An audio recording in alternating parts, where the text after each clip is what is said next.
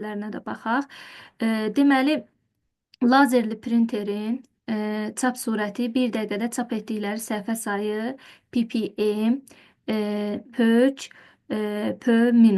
per minute ilə ölçülür. Yəni page per minute 1 dəqiqədə səhifə sayını götürür. Matrisdə simvollar sayıdır. Burada 1 dəqiqədə səhifə sayıdır. Deməli, 180 saniyə veribdir. Çap sürəti 25 ppm-dir. Bizdən soruşur ki, neçə saniyə çap edə bilər. Gəlin baxaq, neçə saniyə çap edə bilər. Deməli, əvvəlcə ilk öncə biz bilməliyik ki, deməli, 1 dəqiqəmiz 60 saniyədirsə, 1 dəqiqəmiz 60 saniyədirsə, biz buradan hesablamalıyıq ki, bəs 180 saniyəmiz neçə dəqiqədir? 60-a böləndə saniyəni dəqiqəyə çevirir, bizə də verir 3 dəqiqə. 3 dəqiqə. Sonra əgər 1 dəqiqədə veribdir 25 ppm, 25 ppm, bəs 3 dəqiqədə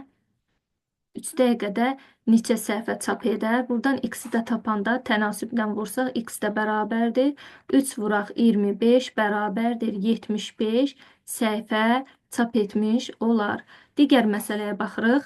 10 səhifədən ibarət məlumatı 120 saniyə ərzində nə qədər çap surəti kifayət edər? Bunu soruşur. 120 saniyəmizi də yenə dəqiqəyə çevirəndə bölürük 60 saniyəyə.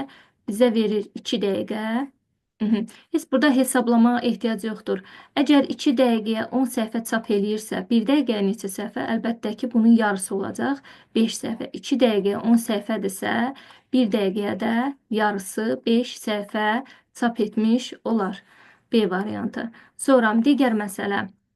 Bu məsələyə keçməmişdən əvvəl qeyd edeyim ki, deməli, mətnlərin həcmini, simvolların həcmini hesablayanda biz S səhifə, S, deməli, sətir, S simvol, vuraq.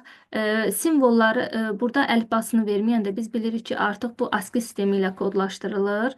Deməli, baytlarla veriləndə ASCII sistemi ilə kodlaşdırılır. Yəni 1 bayt götürülür əlifbası, bərabərdir həcm bayta.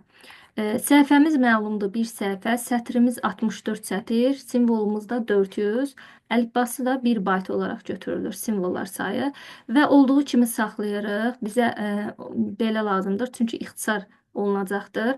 Buradan da tapsaq ki, bu sənədi çap etmək üçün saniyədə, yəni 1 saniyədə. 1 saniyədə 200 simvol çap edibdirsə, bəs 64 vuraq 400 simvolu neçə saniyədə çap edər? Onu soruşur bizdən. Buradan da x bərabərdir. 64 vuraq 400, bu da bölünsün 200. Buradan da ixtisar olunar, cavab eləyər 128 A variantı. Deməli, printerlərin növü haqqında, çap surəti barədə məsələlərə də toxunduq. Ümidvaram ki, videonu bəyənmiş oldunuz. Bəyənin ki, başqaları da yararlanmış olsun. Diqqətinizə görə çox sağ olun. Hələlik.